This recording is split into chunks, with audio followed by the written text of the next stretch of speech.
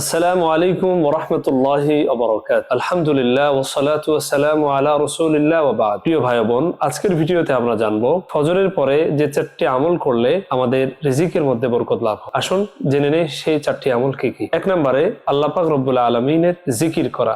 জিকির মানুষের হৃদয়ে প্রশান্তি আনে। জিকিরের মাধ্যমে আল্লাহ তাআলার সন্তুষ্টি অর্জিত হয়। প্রিয় দর্শক শ্রোতা ভাই বোন, রাসূল সাল্লাল্লাহু আলাইহি ওয়াসাল্লাম হাদিসের মধ্যে বলেন, যে ব্যক্তি ফজরের সালাতের পরে আল্লাহ পাক রব্বুল আলামিনের জিকির আজকার করে সে ব্যক্তি হজকারীর পুরস্কারের ন্যায় পুরস্কৃত হয়। সুবহানাল্লাহ। অর্থাৎ একজন হজকারী ব্যক্তি হজ করলে যেভাবে আল্লাহ তাআলা তাকে সওয়াব দান করেন, প্রতিদান দান করেন, একজন ব্যক্তি ফজরের সালাতের পরে যদি বসে বসে আল্লাহ তাআলার জিকির করে তাহলে আল্লাহ পাক রব্বুল আলামিন তাকে হজকারীর পুরস্কারের ন্যায় পুরস্কার দান করেন। দুই নাম্বার, আল্লাহ পাক রব্বুল আলামিনের নিকট ক্ষমা প্রার্থনা করা, অর্থাৎ বেশি বেশি ইস্তেগফার পাঠ করা। ইস্তেগফারের মাধ্যমে আল্লাহ তাআলা রিজিক মানুষের বৃদ্ধি করে দেয়। সূরা নূহের মধ্যে আল্লাহ তাআলা বলেন, ইস্তাগফিরু রাব্বাকুম ইন্নাহু কানা গফারা ইউরসিলিস সামাআ আলাইকুম মিদরারা ওয়া ইউমদিদুকুম বিআমওয়ালি ওয়া বানিন ওয়া ইয়াজআল লাকুম জান্নাতি ওয়া ইয়াজআল লাকুম আনহার।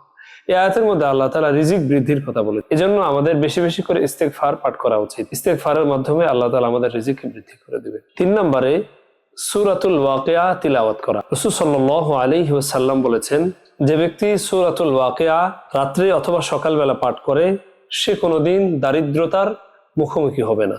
সুবহানাল্লাহ।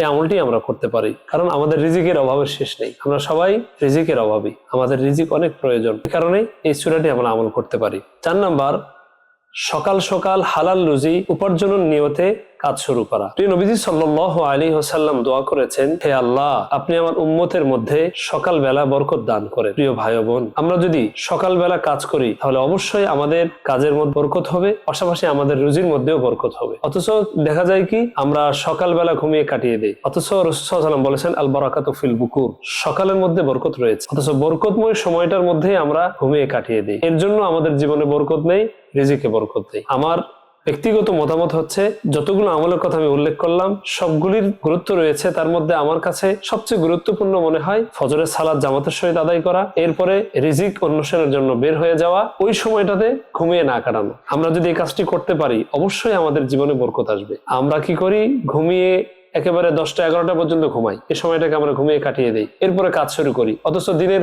সিংহভাগ সময় পার হয়ে যায়। আপনি বাকি সময় কাজ করে কিভাবে আপনার জীবনে বরকত আনবেন? এটি সম্ভব না। এজন্য আমরা গ্রামগঞ্জে দেখেছি, গ্রামের মানুষগুলি একেবারে ফজরের পর তারা বের হয়ে যায়, যার যে কাজ আছে সে কাজ করে। ঘরের যারা মহিলা আছে তারা ঘর পরিষ্কারের কাজে ব্যস্ত হয়ে যায়, ঝাড়ু দেয়, এরপরে থালা বাসন ধোয়ার কাজে তারা ব্যস্ত হয়ে যায়। এরপরে যারা পুরুষ আছে তারা গরু, ছাগল, হাঁস, মুরগি, যার যেটা কাজ আছে, কৃষকরা লাঙ্গল ঘাড়ে নিয়ে তারা মাঠের দিকে রওনা করে। এটি আমরা নিজ চোখে দেখেছি। এতে কি হয়, মানুষের কাজের মধ্যে বরকত হয়, আল্লাহও বরকত দিবে। তবে আমাদের প্রথম যে কাজটি হবে সেটি হচ্ছে ফজরের সালাতটা জামাতের সহিত আদায় করা, এরপরে বাকি কাজগুলো আমরা করবো ইনশাআল্লাহ। অবশ্যই আমাদের জীবনে আল্লাহ তাআলা বরকত দান করবেন। আল্লাহ পাক আমাদেরকে আমল করার তৌফিক দান করেন। ওয়া আখিরু দাওয়ানা আলহামদুলিল্লাহি রাব্বিল আলামিন। আসসালামু আলাইকুম ওয়া রাহমাতুল্লাহি ওয়া বারাকাতুহু।